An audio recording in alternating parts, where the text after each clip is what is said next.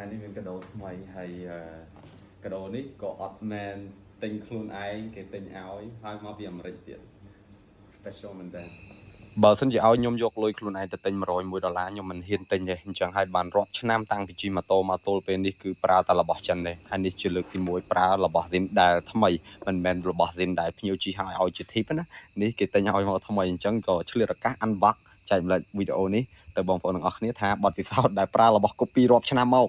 ហើយបានប្រើរបស់ថ្មីវាខុសគ្នារបៀបម៉េចមែនតើហើយអរគុណទៅអ្នកផ្ដល់កាដូឲ្យម៉ាក់ Fina ហើយនិង Fina both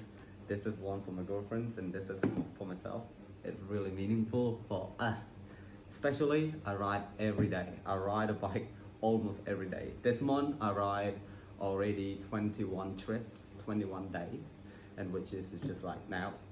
so literally until now I have 4 days off or 3 days off which we get drunk during Pyongyang but Pyongyang gift it's like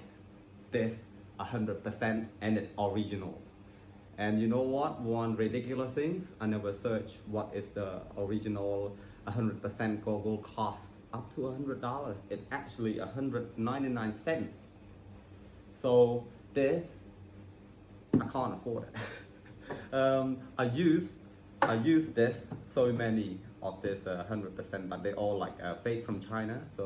I use the one that $5 $4 that I order from China and I order like 5 10 at a time and give away to other people but today I received the gift back what is the reason hey ចឹងវីដេអូនឹងត្រូវនិយាយខ្មែរផងនិយាយអង់គ្លេសផងព្រោះអ្នកឲ្យគាត់អត់សូវចេះខ្មែរទេចឹងហើយត្រូវនិយាយអង់គ្លេសដោយសារយើងធ្លាប់បរៀនគាត់ចឹងហើយគាត់ធ្វើកាដូឲ្យយើងមួយចឹងខ្ញុំចង់ឲ្យបងប្អូនទាំងអស់គ្នា unbox ជាមួយខ្ញុំចឹងយើង unbox មកពេលយើងបើកមកដំបូងយើងឃើញនេះផ្លាកនេះអីស្អីគេthere just a bag គាត់ណាជាកាបូបហើយមានសភៅណែនាំហើយនេះវ៉ាន់តាតួអង្គឯក100%មើល original ខ្សែនេះក្រាស់មែនតើខ្សែនេះក្រាស់ឡើងខ្លាំងហ្មងហើយសំបីតានេះអាទឹកថ្នាំវា 100% នេះក៏ក្រាស់ដែរហើយវាជាប្រភេទ hyper glass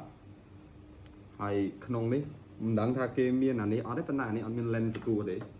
អត់មាន lens screw មាន lens មួយ hyper glass ហើយមើលអាពីរជាន់វាកស៊ូនេះល្អមែនតើហើយជាប់មើលទៅណែនហ្មងប្រឡោះដែលមានខ្យល់មានតែពីរក្រុមនេះឥឡូវចាំមើលថាវាពាក់ original អញ្ចឹងពេលក្តៅថ្ងៃក្តៅវាបែកញើសភ្នែកដោយសារ